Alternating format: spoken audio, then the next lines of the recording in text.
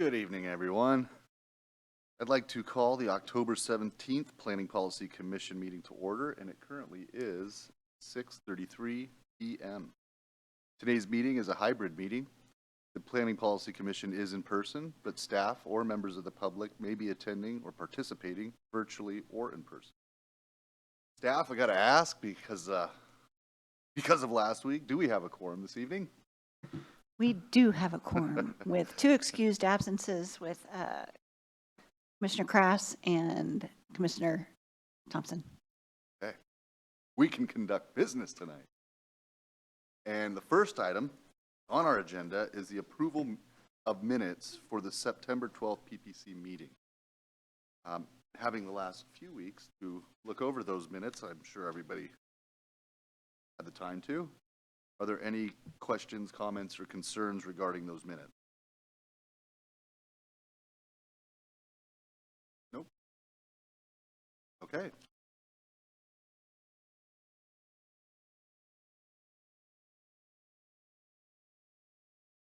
believe that's it. I have a note about March 14th, but I'm going to say that. I think those minutes were probably approved at some point. So our next item of business is public comment. So right now we're going to hold this at this time. And staff, has anyone signed up to make public comment online? Online, there are no comments. Would anyone like to speak in person? All right, we do have one. So the comments for tonight's meeting, they may be made in person or virtually. We do ask that you speak clearly, pause frequently, state your name. And if you are speaking, we do ask that you keep your comments to 5 minutes or less. This is an important part of the public process. They do factor into decisions that we make. And at this point, we'll be taking general public comments about the PPC or city-related topics. And okay, and I believe Connie would like to speak. Hi, my name's Connie Marsh. Live up on Squawk, and I guess I'm sort of cranky about middle housing because no one really in the world that doesn't narrowly focus on government knows what middle housing is. So a survey went out on titled middle housing, and I dutifully took it, but it only allowed you to say what forms of middle housing you would like. It didn't give you the option to say no. But in reality, we do have the option to say no to much middle housing in Issaquah because it's critical area constrained, and state law says you don't have to have middle housing on those critical area parcels. So this idea that there is no, we don't want it in certain places was left off of the survey. So I put out a next door post because all the rest of the pushes for the city citizens have all said middle housing. And so I put out a push and I said infill housing in your neighborhoods. And the response that I got was fascinating. Almost everyone just said, why should we bother? There's nothing we can do about it. It's a done deal. It's going in however anybody wants it to go. And that is my least favorite kind of a response, because that means people have been squashed into submission and they have no hope to get anything any different. And in this situation, people could actually say what they want in their neighborhood, because much of Issaquah is critical area constrained, and there could be opportunities not to put middle housing in places where we don't, by state law, have to put it. So I'm really disappointed in the engagement and the jargon, and we are trying to represent, someone is trying to represent a community. It's not really an ideology we're trying to do here. We're trying to figure out how we can have a great town and what are the best places to do things like infill housing where everybody can feel good about their community. They can, park on their street. Their house isn't sliding down a hill. one last bit is much of the city was built before we had critical area ordinances. So we have a lot of existing housing that never had to go through any critical area stuff. And so you're looking at sort of allowing the infills in areas that have never even been through that screening. South Cove, Greenwood Point, totally seismic hazard. If you've been there in an earthquake, the place just rock and rolls because it's on fill, right? So if you allow things in all of these areas that are difficult, it's not necessarily going to have a great outcome. Now, I don't say yes or no, I have my opinion, but I think the community should know that they can have a voice because it's not a done deal. So I just read next week's agenda. It sounds a lot even more like a done deal now. So, yeah, okay. I'm going to go figure out where to put furniture again. It'll be easier than this. Thank you.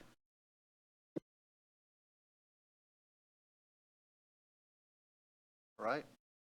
Thank you. Amanda, I'll ask one more time. Anybody online? No, Chair, there is no one online for comment. Okay, great. Thank you, Amanda.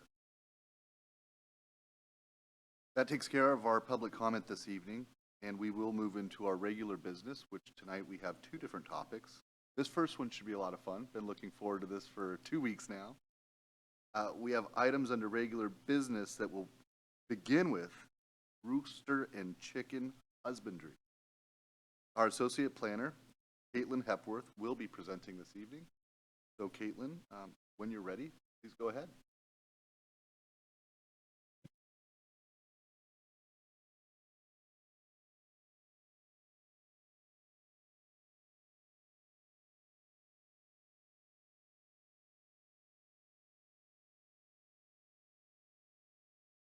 There. All right. Good afternoon, commissioners. It's a pleasure to meet you for this first time. Again, my name is Caitlin Hepworth. I'm an associate planner with the city, and I just started with the city at the beginning of summer, and I'm so grateful to be here with all of you tonight. As I mentioned, or as you mentioned, Chair, I'm here tonight to present on chicken and rooster code amendments to the Issaquah Municipal Code. So the purpose of tonight's meeting is to review and provide some initial feedback on the draft amendments that were included in the packet tonight, but also to explore if there's any other additions that you would like to add to the code. So the big question here tonight is, are there additional regulations that we should be considering for the ordinance to address public health and safety, nuisances, and chicken husbandry overall? So I want to take some time to go over some background information, evaluating our past standards and our current standards. So some background information. So these are general best practices that I see in adjacent cities with their chicken code. Typically, there's a minimum lot area required, setbacks, and then also some operational standards. So chicken sheltering requirements, as well as how to house feed and waste. There's also some regulations regarding what is considered a nuisance in relationship to chickens and roosters. And then some cities also implement chicken husbandry registration. So if you own chickens in the city, you pay a $50 fee every year just to maintain the ability to have chickens on your property. And that's typically a way for city staff to track where chickens are and what quantity exist. So what were our old standards? So the old municipal code before Title 18 updates last year explicitly prohibited roosters. In terms of the number of chickens allowed, one animal per 2,000 square feet of lot area was typically required, with a minimum lot area needed of 6,000 square feet. We had setback requirements of 5 feet for properties between 6,000 and 35,000 square feet, and then 25 feet for all property lines for properties that were 35,000 square feet and greater. So what are our current standards? Well, in short, they've changed drastically. With the Title 18 update, we removed our own chicken regulations and adopted King County's standard for chickens and roosters. And there were a lot of big differences between what we used to apply to the code and what we currently apply. The biggest difference being that roosters are now allowed in the city. We've received a handful of complaints through code enforcement about this. I think between like 2 and 5 is what we've had so far this year. There's also a greater allowance of chickens that are allowed to be on properties now. So instead of 2 chickens for every 2,000 square feet, or 1 chicken for every 2,000 square feet starting at 6,000 square feet, we now have 1 chicken allowed per 1 square footage of chicken coop area up to 2,000 square feet. That means that someone in the city can have 2,000 chickens on their residential property, which I'm not sure we intended to do. But I also don't want to speak for, past precedent and how this may have or may not have been discussed thoroughly in the past. There's also no minimum lot area, so any residential property that has a yard could have a chicken. And there's not really any other standards relating to residential uses.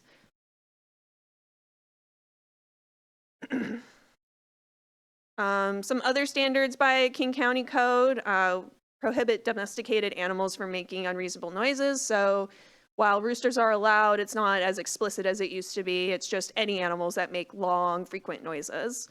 There's also requirements to monitor the health of the animal to prevent the spread of diseases, and there's requirements to remove waste from the property in a timely manner.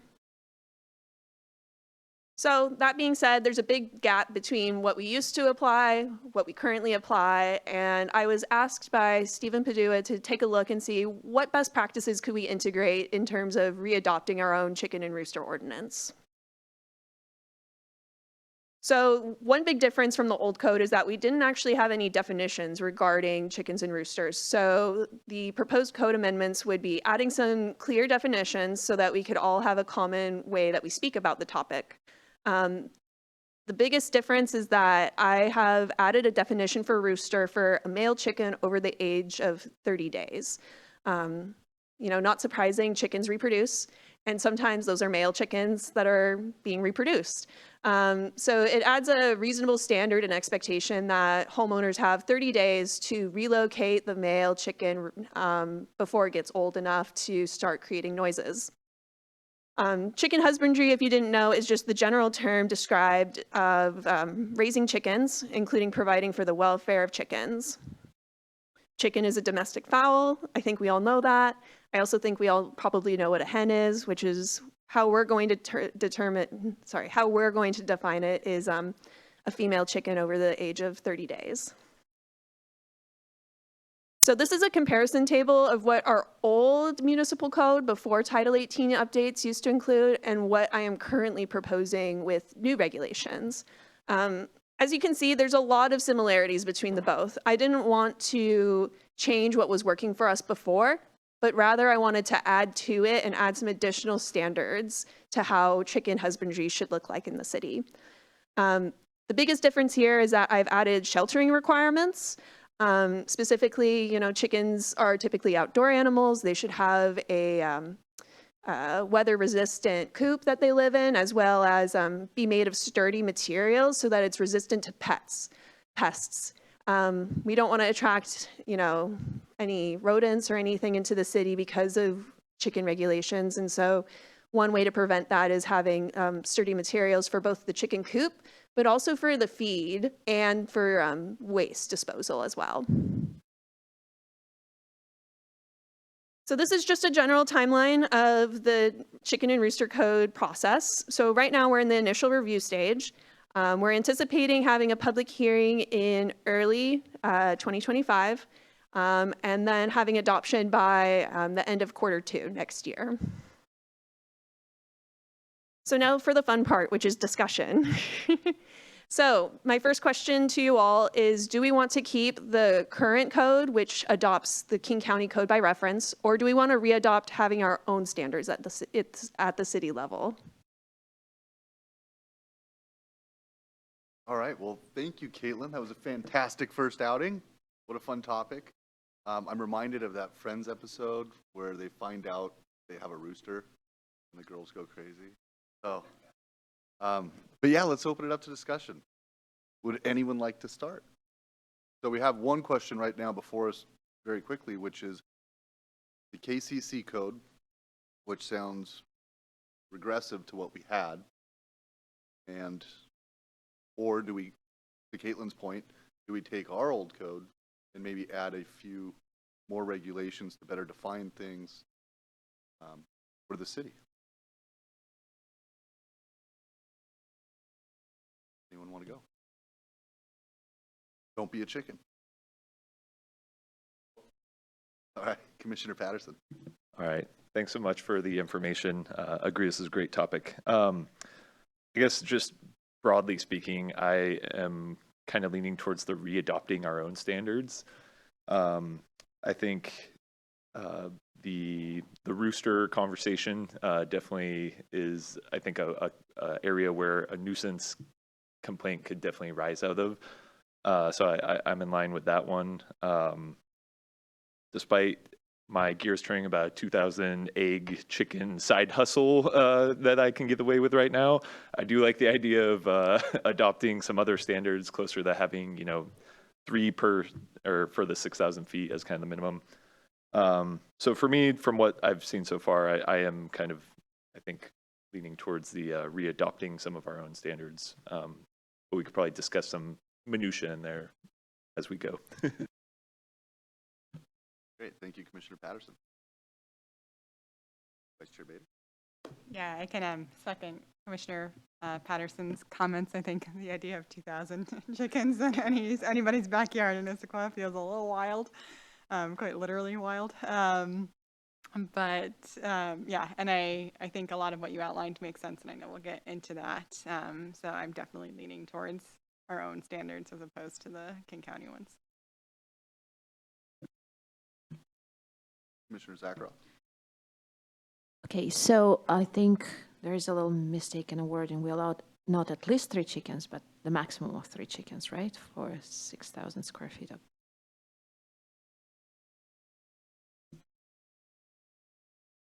It'll be at least 3 chickens for a property of 6,000 square feet. However, then it's kind of like a rate-based approach. So for every additional 2,000 square feet, you can have an additional chicken.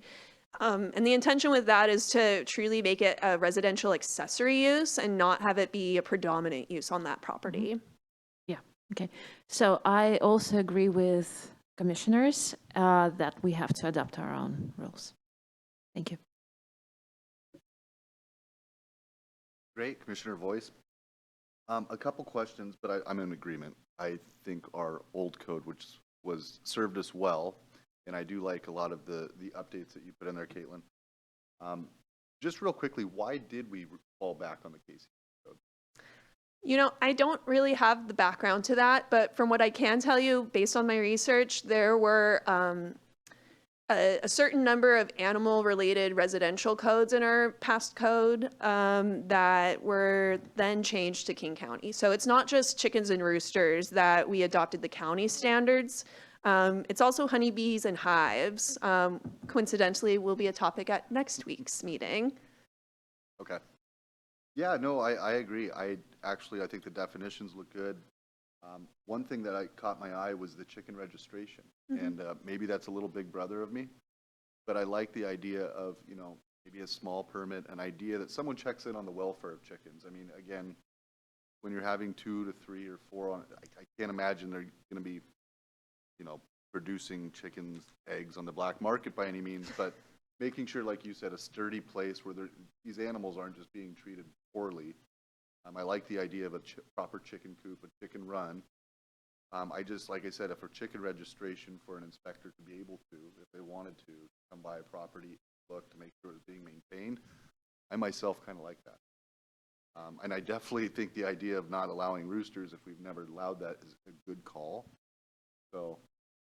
Yeah, so I can speak a little bit to the husbandry registration. So I saw that in a good number of cities that I researched. I looked at 12 different cities to see if they regulate chickens and roosters and, what that entails. And I would say probably about half of the cities that I looked at that did have their own regulations did have a husbandry registration program. This was included in the initial draft of the code amendments that we're making. However, I was asked to remove it because there's not enough staffing to support a registration process in addition to other services that are provided by CPD. If there's a staff issue, resource issue, is there a way to put it on a wish list if that is something that we wanted to look at in the future? I can absolutely put it on a housekeeping list for future consideration. Yeah, I mean, again, I imagine these are small families that are growing, you know, they're eating their own eggs, things like that, by all means. But again, these are animals and they deserve to be treated well. So that would be my only concern. And like I said, if we did have a registration, people could not only stop by and check on their welfare, but it would also probably limit complaints that you did have from rodents, things like that, because you already have the source. You'd already know where these chickens are now. For the interim, I believe the plan will be that if there are issues on properties that do have chickens, we will be relying on the public to reach out to code enforcement to help bring somebody out to the site. Okay. Well, I think it's a great beginning. I liked all your proposals, and I would have to agree. I think that the city should follow its own path here. We don't always have to go at the lowest common denominator. Commissioner Patterson. Thank you, Chair Voice. I just have a couple follow-up questions related to kind of overall code. One was, have we had any kind of like community feedback or residents that have like asked for chicken, requests, if you will? No, it's just been a few complaints regarding roosters being on properties. Okay. And then I really appreciated the graphic in the packet related to the adjacent city regulations. And one thing I was looking at was that a lot of those Bothell, Bellevue, Kirkland, Redmond that you listed have had their code in place for 5 to 10 years, it looks like. Has there been any kind of feedback from them at all yet on like what's been kind of good, bad, or any kind of pushback they've gotten on their code? I haven't had an opportunity to speak with some other adjacent cities about that, but I would certainly be happy to look into that matter before this goes to public hearing in next year.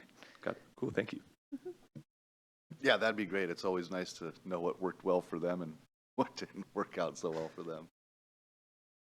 All right. Are there any further questions for Caitlin regarding the chickens, roosters, and husband? I have 2 questions, and sorry, I was just answering that first question with my first comments. The one is on the registry. I'm assuming the answer to this is no, but does King County maintain a registry like they do for like pets? Like we have to get a pet license, right, for our dogs? I don't believe so. From what I recall, they require registration if it's a commercial operation, not so much for residential accessory use. Okay, I wasn't sure if that could be like a fallback in the absence of our own. And then, what was my other question? Oh, my other question was about like the chicks. Is this chick the official term for baby chickens? And that, if they're breeding chickens, I don't know, can you breed chicken? I know nothing about how this works. Can you breed chickens without a rooster? I don't know. And so I was wondering like what happens if like all of a sudden there's like 8, right, chickens in a coop because little baby chicks came along. I would be happy to look into that further for you, if not for my own betterment on the topic. Here for the learning. Yeah, I don't know if you like take your chicken to the rooster or. Right. You can't get eggs without a rooster. Yeah. Check that box. And then my other question, and I don't own chickens, and so I have no idea like what the standards are, but I know chicken welfare was kind of brought up. The 2 square feet, is that standard for chicken? Because it feels really small to have like 3 chickens in like basically like 2 by 3. Yeah, I mean, that was like the average that I was seeing when I was doing research in other cities. 2 square feet was about what it was looking like. I would say though that a lot, if you look up chicken coops for sale, a lot of them don't build that small. Yeah. Usually it's like maybe like a 10 square foot enclosure at the smallest. Yeah. Mm-hmm. Any last questions? Yeah, please. Commissioner Patterson. Thank you. I had just some other kind of general questions, comments, feedback on it. One is, I'll go on record as saying I'm very pro chicken. My mom has chickens. She has Rooster. I had them growing up. So I do support the notion of having a source of eggs and or a pet here. But putting my community member hat on for the city of Issaquah, there are some potential drawbacks to chickens that I didn't see specifically called out in some of this. One is that they do tend to draw predators. Coyotes, bobcats, eagles, bears, things that we have in the area. So that might be one consideration, in particular related to the structure of the coop and having a roof. You know, I think when we say fences, we're thinking perimeter, but also having fencing or enclosure on top for a couple reasons. One, so chickens don't get out. Two, so nothing gets in. So that was kind of one area.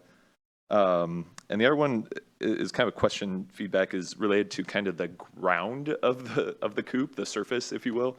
I know typically they're on dirt and then they tend to dig up the dirt, like dig up the yard, which may have varying degrees of impacting the like how people feel about what it looks like. Not sure if that could end up being a nuisance, but maybe a little bit more about when we say we want a well-maintained chicken enclosure, chicken structure, what exactly that means. I think we can assume, but maybe a little bit more detail on that one. Yeah, I think that's all I got. Thank you. Yeah, so I think in terms of requiring a weather-resistant, sturdy material built coop implies that a roof should be provided for exactly what you're saying. It protects the chickens from predators and from pests and rainy weather. So I'm very supportive of adding that clarification to the draft code.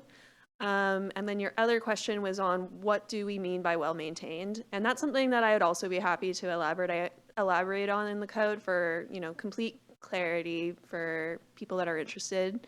In my mind, I'm envisioning that it essentially means a waste-free area. Additionally, I do want to call out that coops and chickens should be in the rear yard. So visually, the only impact should be to the homeowners that have the chickens. Yeah, and that's important too, is like some standards for that. But I think, I mean, I appreciate all the comments up here. Yeah, and to your point, Caitlin, I mean, again, waste, the communicable diseases, things like that. It's important that we have clean chicken coops. So again, I think you're on the right path. Hopefully you got the information that you needed. Yeah, I do have a couple more questions in the PowerPoint, if you don't mind, Nope, not if at all. I pick your brains. Yeah, So under the old IMC, we allowed at least 3 chickens on properties 6,000 square feet or greater. Do we want to increase the number of allowed chickens to be more aligned with adjacent city allowances? And this is just a comparison table of what those rates typically look like. So the standard that we're adopting for Issaquah would be more in like kind to what we had before we adopted Title 18 updates. But I thought it was interesting to see what some other similar cities nearby are doing as well.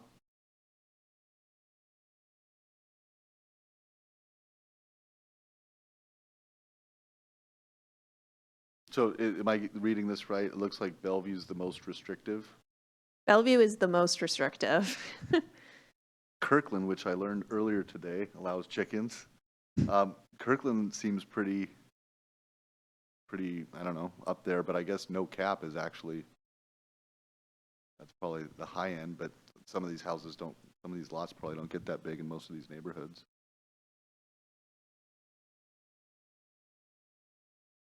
Yeah, of course. So is this, so if it's less than, using the bigger number, less than 5,000 square feet, give myself the giggles, you can have 1 chicken, but if it's 6,000 square feet, you can have 3 chickens? I think that's a typo and I used the wrong arrow sign. Okay. It should be properties that are greater than 6,000 can have at least 1 chicken Got it. with So a is that maximum the of 3. same, but it wasn't it 3 chickens? Like up a max, I thought it was 3 chickens. I think that is a typo and I apologize. No, that's okay. 3 chickens feels like one chicken doesn't. Doesn't do a lot. It's a lonely chicken, right? So. Feel bad for the chicken. But the 3 chickens, what you had in there, with the 3 chickens, kind of up to 6,000 square feet, and then one more, with the additional 2,000 feels Yeah, I just feel like reasonable. Bellevue's a bigger city, Kirkland's a bigger city, Redmond's a bigger city. I mean, we probably should be somewhere between 3 and 5. Like you said, nobody wants to be one lonely chicken, but I'd say 2 or 3 or 3 to 5. I think like that's kind of the number where I'm looking at. Because again, we're not nearly as big as Bellevue and Kirkland and Redmond. And if there's ever any public comments that have a strong desire and advocacy for chickens, we could always amend it in the future to have a greater allowance. That's a great point. I mean, this is just a star, and I mean, again, if you started getting a lot of pushback from the public that demanded more chickens, it can always be tweaked in the future, put on a docket. But I think we're going on the right path. And I do think, like I said, your number of 3 for 6,000, if that wasn't the typo, I don't think that was a typo. That seems about right. What kind of feedback did you get from residents of Issaquah regarding chicken? None yet. Okay. I'm wondering how prevalent it is in the city. I've lived in Issaquah my whole life, and, I go around the city and see a lot of different areas, and I've only seen maybe 3 properties that have chickens actively. Is it typically in Old Town? I've seen one in Old Town. I've seen one in, there's a subdivision right behind the Fred Meyer. Okay. It's kind of in an odd spot near the cutoff into the city of Sammamish that has one. And then I've seen one up on Squawk. Okay. Yeah, like I said, probably not prevalent, but okay. Was that helpful? Yeah. Okay. Another question I had was, do we want any changes to lot area or setback standards? So in the proposed code, I'm readopting our past standards. And so again, here's a fun comparison table of what our neighbors are doing in terms of setbacks for chickens. And this is setbacks from chicken runs, not necessarily the coop specifically, but it could be. What's the difference between a run and a shelter? So a shelter houses the chickens in the evening hours. That's where you'll probably be finding eggs. And it should be protected from weather, pests, predators. A chicken run is an outdoor open area for them to run in and be outside in. So I believe the standard is that there will be a fence required for that chicken run so that they stay contained in a specific area. And then they need to be set back a certain number of feet from property lines. Not knowing a whole bunch about chickens myself, those seem pretty reasonable. And again, fencing to make sure that the only property owners that see them are the people that own them seems reasonable. They're pretty similar to what our neighbors also have, but it's interesting to see a little bit more, variety in it. Should we proceed with adding the new regulations that go beyond the minimum requirements of the old code? And just to refresh, these are the new standards that we would be adding that depart from our old code.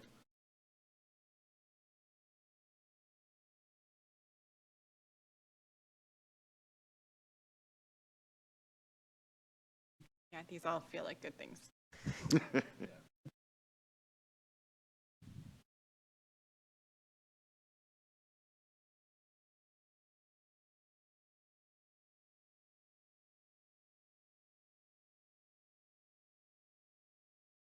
I don't want to tip my hand, so I want the other commissioners to get a chance. All good, but you can some detail. Well, it sounds like we'll get one more opportunity to discuss this before it goes to a public hearing too. So the idea is to give Caitlin some feedback that ultimately where we would like to see it go, even if we do a little bit more tweaking in the future. Because ultimately we'll have a public hearing and then we'll have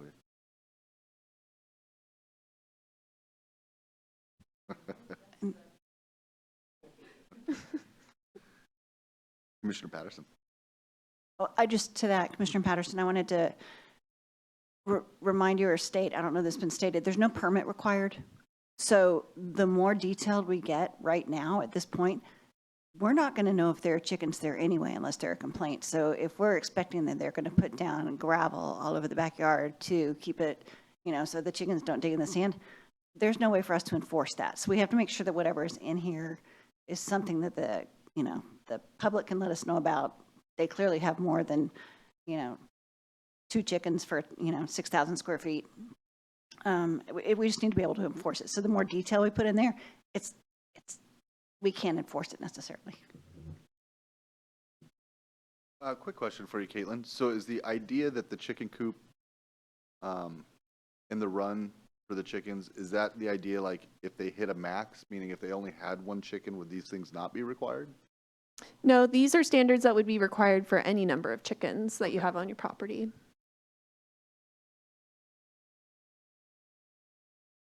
Would anyone like to comment? I'm going to go ahead and for myself, I like these standards. Again, maybe we don't need to be that specific, but I think requiring a chicken run is important so they get proper exercise. Animal feed, animal waste are important to keep it clean, and having a proper chicken coop for predators and things like that. And then obviously fencing standards to make sure it's not only a noise nuisance, but also not an eyesore. I think those are all positive things to start moving for a new Issaquah code for our city. Commissioner Zakharoff.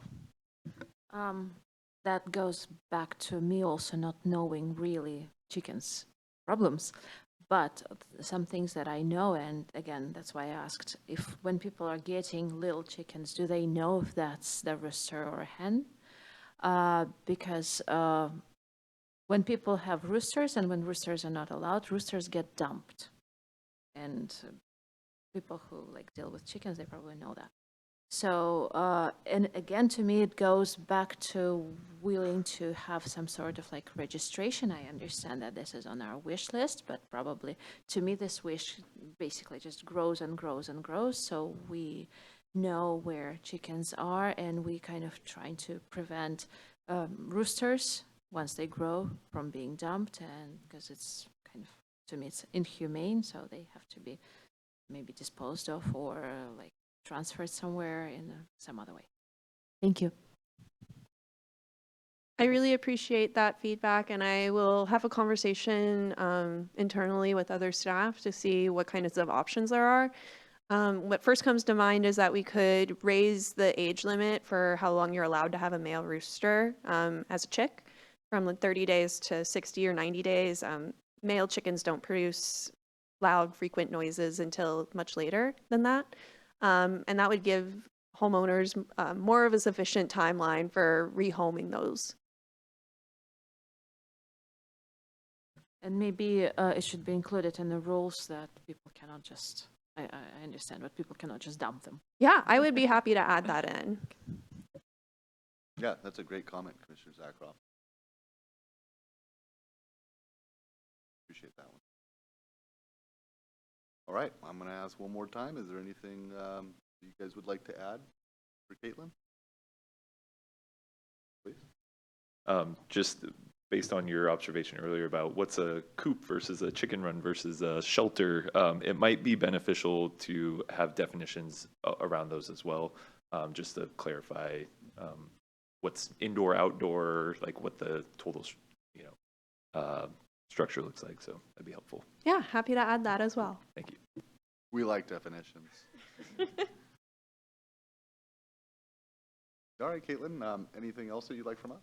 No, that is it. But thank you so much for the opportunity to speak to you all tonight. I look forward to the next opportunity to work with you. Yeah, wonderful. Well, again, great first outing. It's been a pleasure to meet you. And it sounds like we'll have a wonderful discussion on bees next week. Yes, we will. Okay. Thank you again. All right. That taking care of our first order of business, we are now going to move on to tonight's second topic, which is middle housing. Valerie Porter, our associate planner, has put together a beautiful presentation that I know we've all got to look at for the last 2 weeks, and it is a great presentation. So Valerie, when you're ready, go ahead and take it away. Thank you. Can you guys hear me? Okay. Good evening. All right, so we are going to be talking about House Bill 1110, which is middle housing, and House Bill 1337, which addresses accessory dwelling units. Tonight is just an introduction. We're not talking about policy. That's next week. One, I want to start off by saying staff has been at the American Planning Association conference for the state, the Washington chapter. We've been at a conference, and this is a hot topic. All the cities are trying to figure out how to implement middle housing, what's the best fit. There was a presentation with the Department of Commerce where they told us they just put out new guidance 2 days, before we had this meeting. So there's a lot of moving parts. Nothing is set in stone. We are still in the early stages, but it's important for us to make sure that we stay on top of things, because if we do not meet the deadline of June 2025, then we will have to use the Department of Commerce's model ordinance and guideline, or model ordinance for middle housing. So we want to make sure that we adopt something that fits for Issaquah.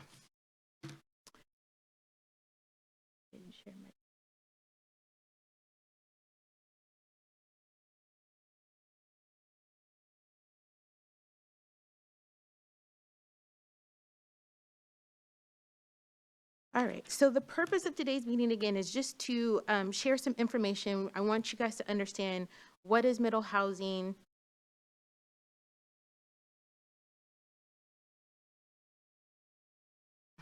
What is middle housing and why we're talking about it.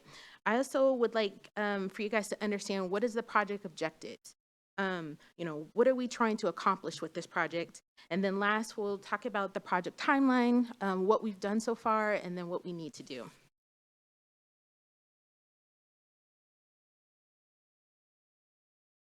All right, so first let's talk about what is middle housing. Middle housing, sometimes referred to as missing middle or missing middle housing, is just describing a range of housing. So over the years, there's been a lot of detached single-family homes and then large-scale multifamily housing, but not anything in between, hence the term middle housing. So middle housing really is just describing buildings that are compatible in scale and form and character with single-family homes, and they consist of 2 or more units. So the important concept about middle housing is that they're buildings, they're multi-unit buildings that are at the same scale as single-family homes. And so this idea is illustrated here on the slide, where you see the same building but with different number of units within it.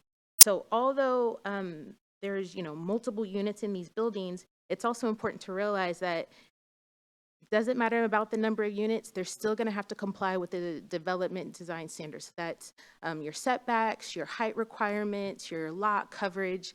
Nothing is changing. It's just the increase of number in units. So if we write carefully written, design and development standards, middle housing types can fit seamlessly within low residential neighborhoods with detached single-family homes. So what is considered middle housing? So middle housing includes duplexes, triplexes, fourplexes, and cottage housing, and these are considered the small-scale middle housing types. Then you have 5-plex, 6-plex, and those are your middle scale. And then you go up from there to 6-plexes courtyard apartments, and then townhomes. And these 2 types kind of toggle between middle and large scale housing.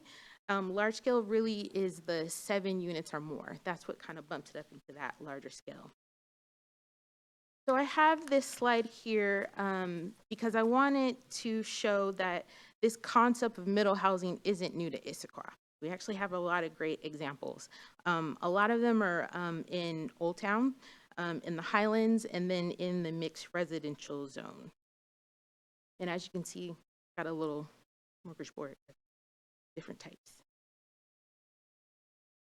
So why are we talking about middle housing? We're talking about it because in April 2023, the state passed legislation adopting House Bill 1110, and it's a bill intended to increase middle housing in areas traditionally dedicated to detached single-family homes in an effort to promote more housing.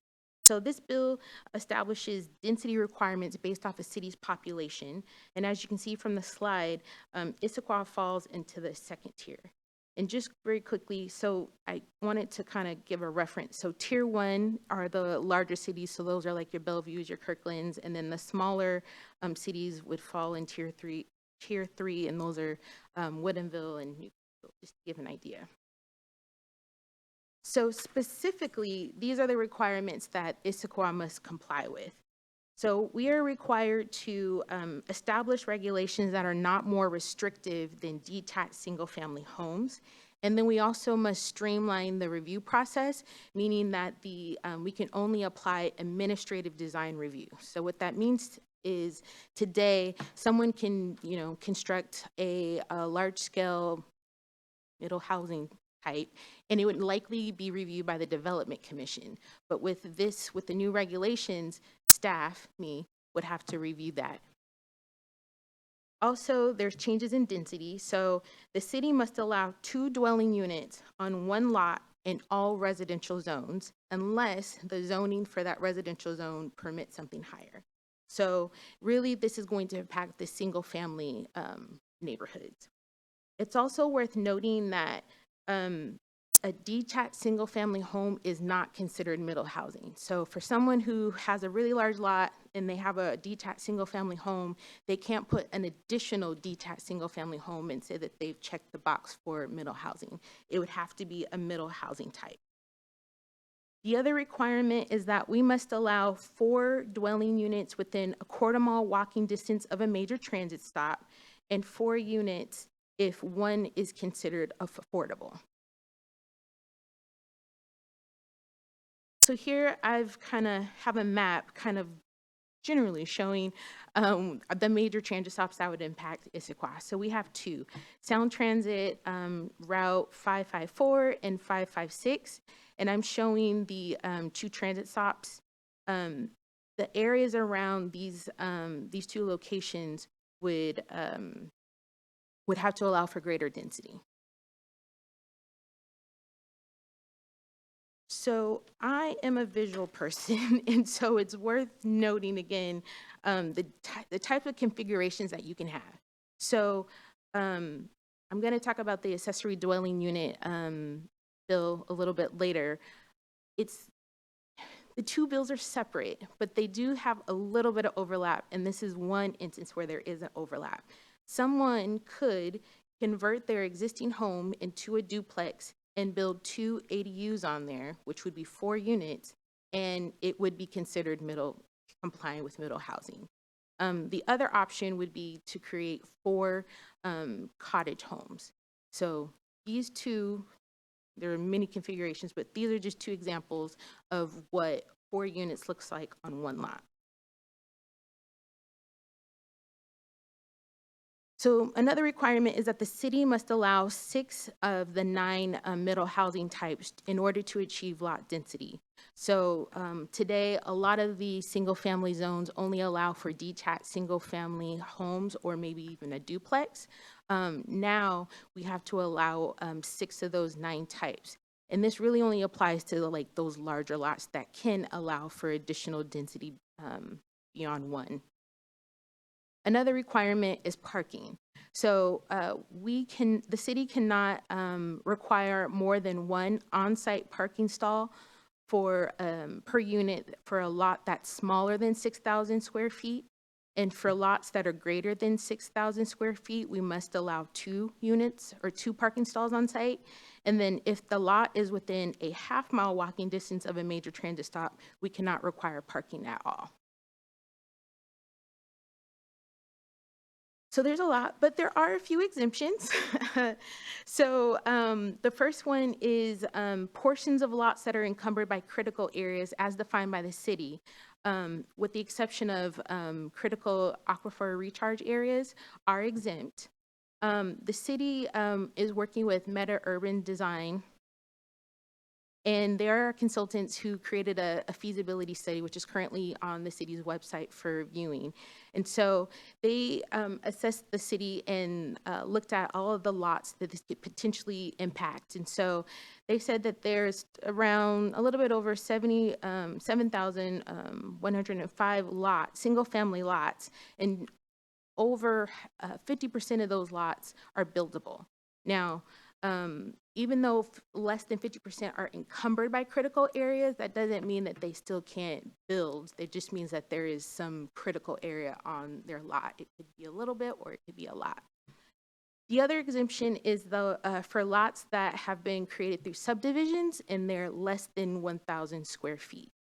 And then the last piece is that going forward, no neighborhood or home association can prohibit middle housing. But if you have CCNRs that are prohibiting middle housing today, you can continue to do that, but no new developments can prohibit that going forward. So there are a lot of benefits to middle housing. I'm not going to touch on all of them, but just a few. The first one is affordability. Middle housing typically is less expensive than detached single-family homes to build and just maintain over time. Also, for middle housing also allows for more housing types, therefore creating more housing options and appeals to a variety of people. So that meets the needs of multi-generational households, middle-income workers, seniors who are thinking about downsizing, and it's also a great opportunity for home ownership opportunities, especially for that entry-level group. The other point is reinvestment. There is going to be reinvestment in the neighborhoods, and with that, new development comes frontage and transportation improvement. And it's also worth mentioning middle housing could be a passive income for those who want to put an ADU on your lot, or again, multiple configurations. So how will middle housing impact Issaquah? Neighborhoods are meant to evolve as the community needs change. So these new housing structures that are going to be introduced to the single family neighborhoods, development is not going to happen overnight. It's going to be an incremental change. And so over time, we'll see neighborhoods change with these new housing types. Also, a wider range of housing options will be allowed in single family zones. Again, this really applies to those lots that are a lot larger who can accommodate those or have the option today to have more than one unit on the lot. And with the implementation of this, these new regulations, really staff believes that we're just going to see duplexes because most of the units are only going to be allowed 2 units on one lot. So that would just, again, and it has to be a middle housing type, it would be duplexes.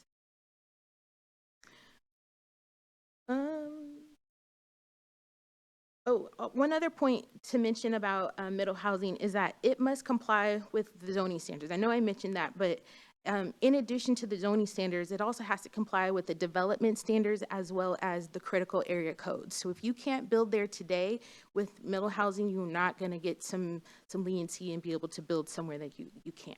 So it has to continue to comply with all the same rules and regulations as a detached single family home. So staff or the administration is going to be bringing policies to you guys to help us navigate how best to draft code amendments. And I just kind of put a couple of topics on the slide just for things to consider. One is parking. So we are limited on how many parking stalls we can have on site. And so if we're limited, Issaquah is still a car-dependent city, and so if they can't park on their lot, then they're most likely going to park on the street. So things to consider. Also, with the additional housing, there will be more people, therefore more cars on our streets. And then also, again, housing size and scale. We need to make sure that the housing size and scale are compatible to what's currently there with the detached single-family homes, and then just some additional factors, utility connections, and then fees. All right, so House Bill 1337, this is specifically addressing accessory dwelling units. And so with this new bill, the city is required to allow 2 accessory dwelling units in multiple configurations that could be attached or detached on one lot, in addition to an existing home. The ADUs must be at minimum 1,000 square feet, and the city must allow for independent sale of the ADU. So if a property owner wants to sell their ADU or another unit on the lot, we have to allow them. And then also the ADU regulations cannot be more restrictive than the primary home. And then the city cannot require the property owner to reside on site.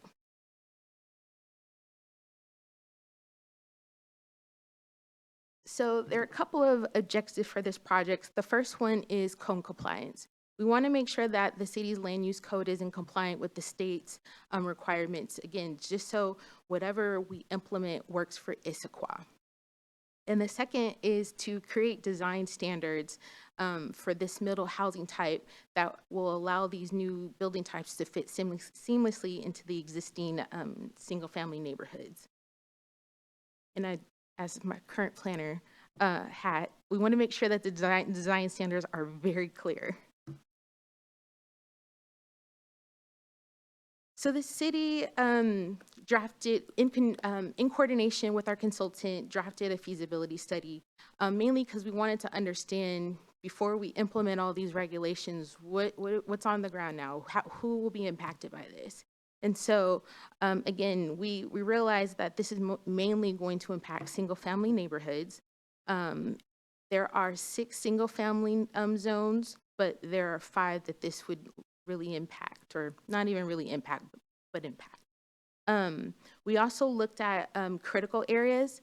When the bill first came out, let me back up. So when House Bill 1110 came out, there was a provision that said lots that were encumbered by critical areas were exempt from middle housing. And so you can't throw a rock without hitting a critical area in Issaquah. So we needed to understand, what that impact was. They recently, or in 2024, the state passed House Bill 2321, which amended some of those regulations in House Bill 1110. And so the new requirement are portions of a lot encumbered by critical areas. And so, but regardless, we wanted to understand what lots would be impacted by that. So we looked at critical areas. Our main takeaways is that there are a lot of single-family lots that are encumbered by critical areas, but still have the potential to be developed. And then it also allowed us to look at neighborhoods a little bit closer. So I have a couple of images showing the single-family duplex, single-family suburban, and single-family estate. And the lot layouts are very different. And so one has, more opportunities, like single-family duplex, where you can have you have alley access, so you can have parking on the rear, or you can have a duplex with access on both sides. So it allowed us to take a closer look and see where the opportunities and barriers were. We also, staff also put out a middle housing survey. We got a pretty good response. 280 individuals responded to the questionnaire. 86% of those folks who lived in Issaquah, 63% of those participants lived in detached single-family homes, and 50% of these respondents were people of color, and 33% of these respondents lived in multifamily housing. And I put this chart on here just to show where the respondents currently reside if they did live in Issaquah, and then we got a really great turnout from those folks in Squaw Mountain and Issaquah Highlands. All right, so project timeline. So the project kicked off in February 2024, and that's when we started to do our buildable areas maps and our feasibility study. From there, we tried to do some community engagement. We had a middle housing workshop. We conducted the middle housing survey in and we also did tabling at the Cultural Fest in September. And right now, we're starting that process to engage PPC and then eventually council.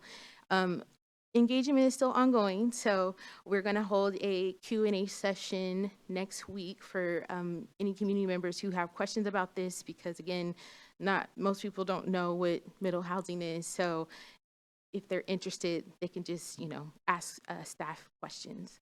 We're going to have a tour for you guys on next week as well. And then again, we have a deadline, so we have to implement new regulations addressing middle housing by June 2025. But we're going to get them done a little bit sooner. That's the goal. So hopefully we'll have new code adopted by May 2025. And at this time, I will take questions. Well, thank you, Valerie. That was fantastic. I think there's a lot that people don't understand about middle housing, and I think, again, a lot that I don't understand, but again, I think that people are just going to learn more and more about this and have a better understanding. Anyone want to kick us off? Commissioner Issaquah. Thank you. My question is, I a little bit get lost in required versus allowed. So in existing neighborhoods, let's say someone has a old current house, they want to rebuild. Are they required to build a middle housing unit, or they can do whatever they want?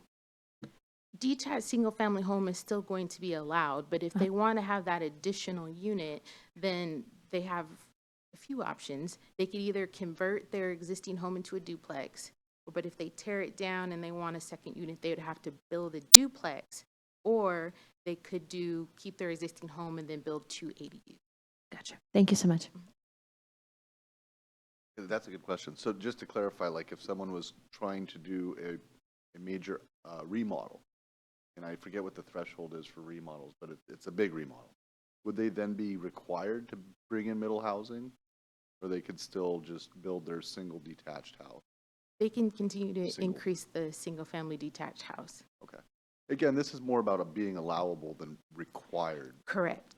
The city has to allow for this. Right. We're not requiring. And I want to let my commissioners go first, but one of the questions I do have for you, Valerie, is just kind of some of the, I don't want to say myths, but some of the things people are assuming about middle housing. I mean, I know there's concerns in the community that they're going to wake up one day and there's, a 5-story multifamily house right next to them in their beautiful suburban neighborhood.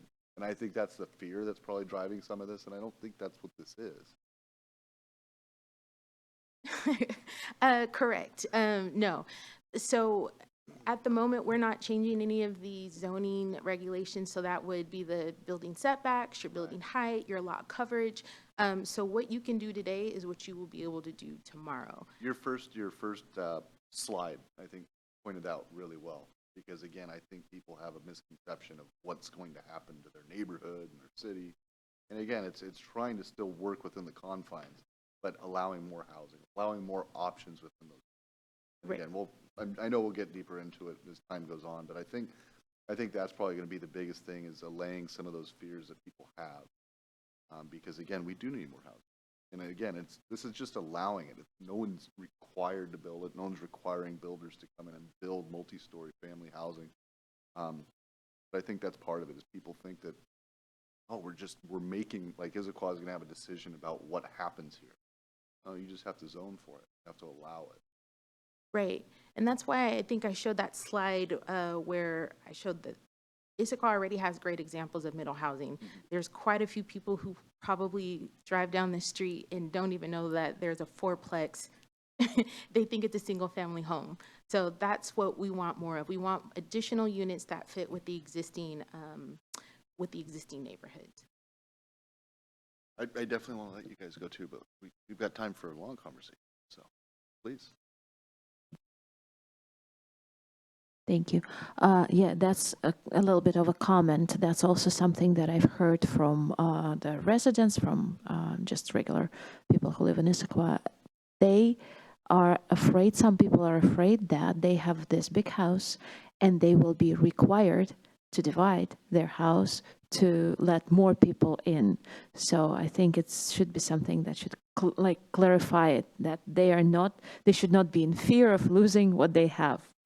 That is one thing. And then the other thing, I think the public comment that we had at the beginning of the meeting is addressed in the critical areas, that there are some zones that are not allowing for the middle housing. Would you like me to address her comment or? Yep, Oh, okay. Sorry. please, thank you. So, like I said, the bill says that portions of lots that are encumbered by critical area are exempt. So there are a wide variety of critical areas. So you have your streams, you have your wetlands that have buffers, and then you have like your geological hazard areas, which are like your coal mines or maybe your seismic or your steep slopes. Those areas some are very defined, but some do allow construction. So for example, coal mine hazard areas, there's 3 classifications: declassified coal mine hazard areas, moderate coal mine hazard areas, and severe coal mine hazard areas. Severe is the only one where you're not allowed to do any development at all. But if you get a geotech report looking at those coal mine hazards for declassified and moderate, they may say that you can build there. You may just have to do some mitigation measures. And so that's why I say, although there are quite a few lots that are encumbered by critical areas, they still may be developable. But we'll talk policy questions next week. Thank you so much. Vice Chair Bader? I have a question that goes maybe like a little bit to an extreme, but I'm trying to think of like scenarios in my head. And so is there the potential through this to actually have like the reverse kind of impact of what we want to have happen, which is like more accessible housing? And so like, for example, in Old Town, right, there's an older single family house that, is priced reasonably compared to other single family houses in like our HOAs, for example, that could be accessible to a family who wants a single family house. Is that property right now more appealing to a developer to knock down that single family house, build that super fancy mega mansion, and put 2 ADUs in the back that they can sell off for cheap, and now that family who that could have potentially been a home for both can't afford the mega mansion in the front, and the ADUs don't fit their family's requirements? And so again, that's like kind of an extreme example, but does this open the door for that sort of thing? I don't have a definitive yes or no, because I think there are multiple factors that come into play when looking at the market and what attracts a developer to a particular parcel. I keep thinking of some of the sessions that we've sat in where there's developers who are talking about this and what attracts them to a particular neighbor or community or a particular parcel. And so it could, but I think there are just multiple factors of the market rate, just what's desirable, city regulations. Let me think. Can you add to that, Kristen? No, I mean, you're right. It's market driven. Yes. I live in another city where I've seen that happen. Yes. So, I was just thinking of the it tour could, that we took. but it's all market driven. And there are so many factors involved in what decisions developers decide to do. And ideally we'd love to retain these houses, but we'll see what happens. No, that's funny because I'm thinking of a tour that we took, I believe, last year. And we were looking at a specific ADU, and it's definitely possible. I mean, somebody could buy a lot and subdivide it. And so, yeah, it's possible. The law of unintended consequences, right? So, part of policy driven, same thing here on a much smaller scale. You try something out, you try and tweak it, find where things are working and where it hasn't. These are very new bills from Olympia. So, yeah, doesn't mean it's going to completely go off without a hitch, or might not need fixing in the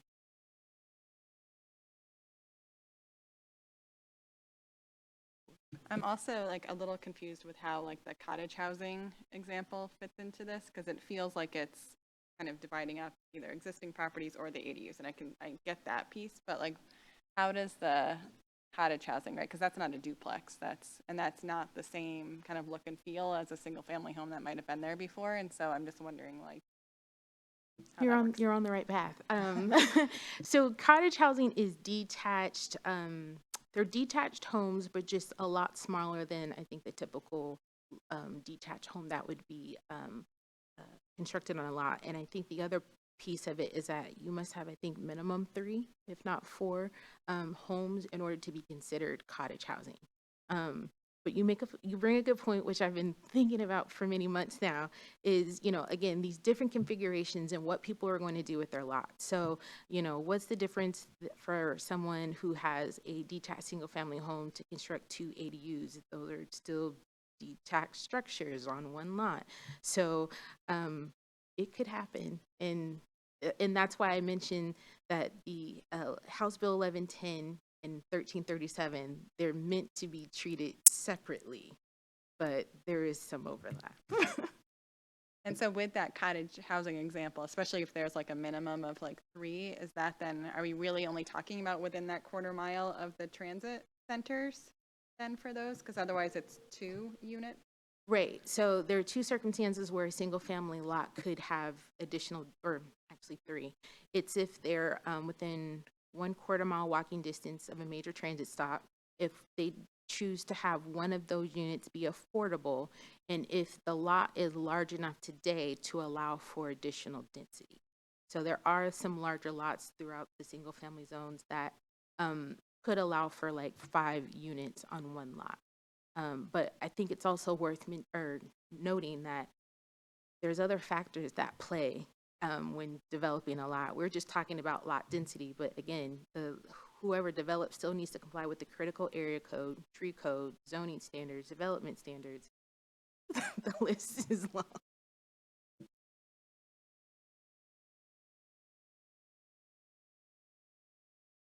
So if I heard you right, Valerie, the critical areas, that actually was tweaked.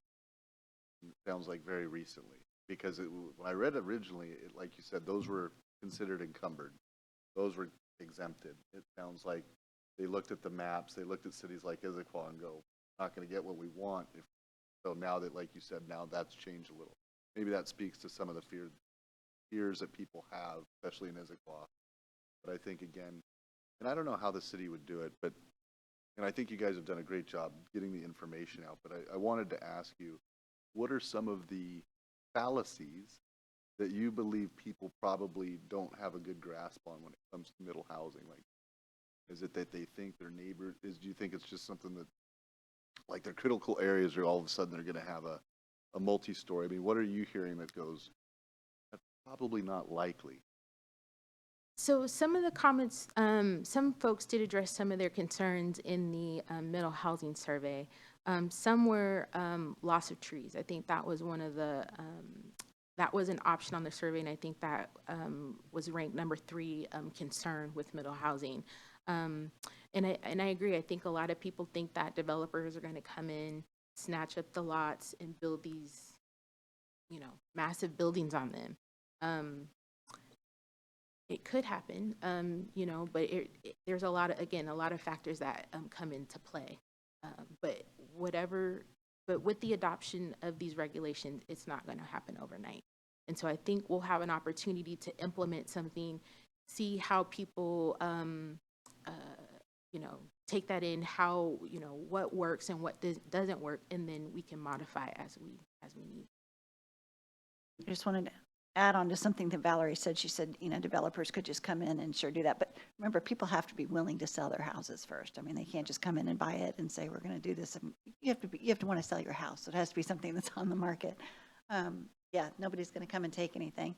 And I had a conversation with a friend the other day who lives in a different city, who was expressing fears to me. And one that I've heard more than once is that, as Commissioner Issaquah just said, is that people are afraid that these giant 5-story buildings are going to come in.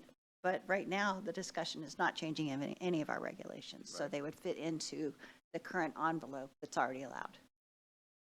And just again, to add a little bit more to that, I think many of the homes that are currently constructed in single-family zones are not maxing out those development standards. So they're usually one or two stories when really they can maybe go a little bit higher.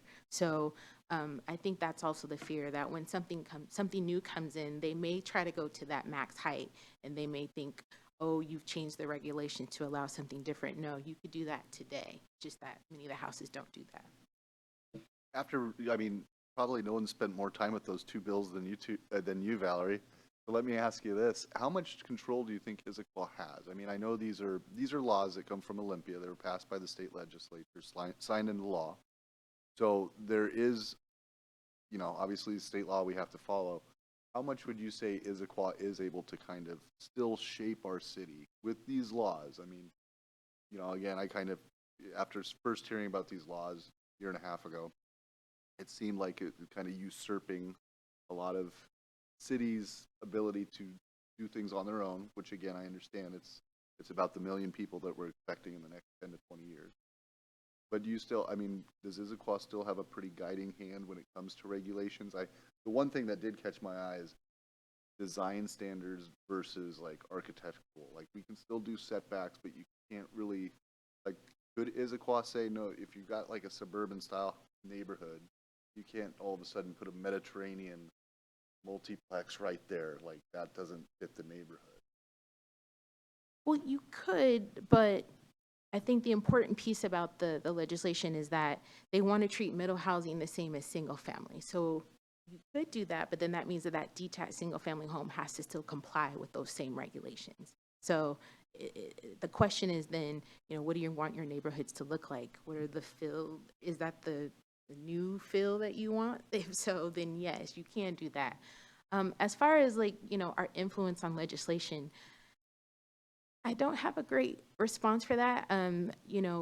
Like I said, just a few days ago, the Department of Commerce just put out new guidance. So there's still a lot of questions that are being asked, and we're still trying to figure out, or they're still trying to figure out what works, what doesn't work, how our city's supposed to implement these things. So maybe.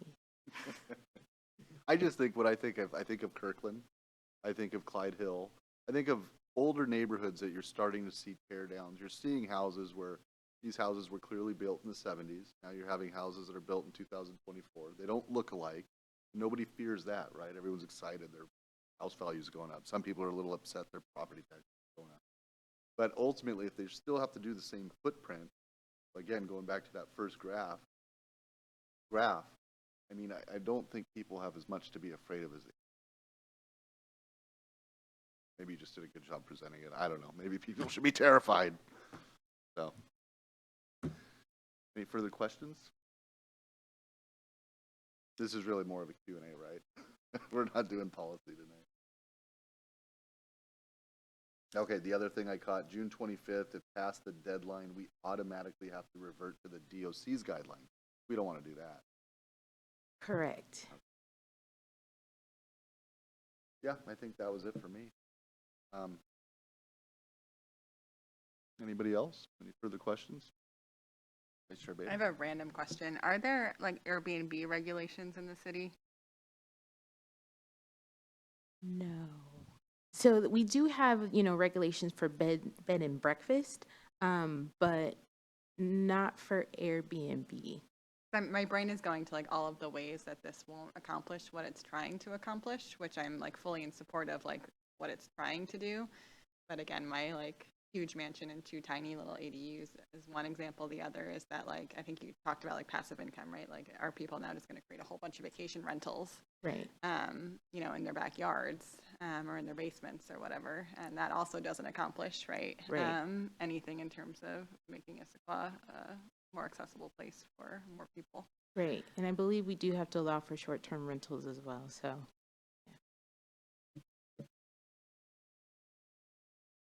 Thank you, Vice Chair Bader. That's definitely a perspective, like I said. Yeah, no, unfortunately, like I said, I can see that too. Valerie, do you have anything you'd like from us? Nope, again, this was just a discussion, an introduction to these two topics. So next week, we'll be bringing policy questions. So I just wanted to make sure that you guys had a good grasp on the topics, kind of get those initial understanding of requirements. So then when we start bringing policy and code amendments, have a good idea. Perfect. Well, thank you, Valerie. Thank you. And that concludes tonight's regular business. So we'll move on to reports.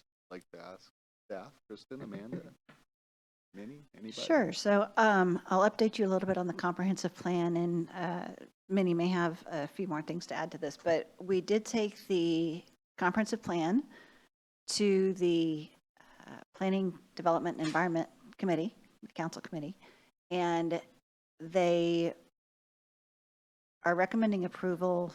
It goes to the Council of the Whole. They did make a few changes. We talked about the one policy, the A1 policy in the Economic Vitality Chapter, about paying attention in particular to the smaller businesses and those, and they opted to keep it as one policy, but rearranged the wording a little bit, so we did that. They asked for a few smaller things, like, take out the word character and remove the word charm and replace those with other things. Those were the bigger of the amendments that they talked about. And then it goes to the Council of the Whole Committee on November 14th, and then it will go to the entire council for action in December. So that's where that stands. Do you have any other council updates, sir?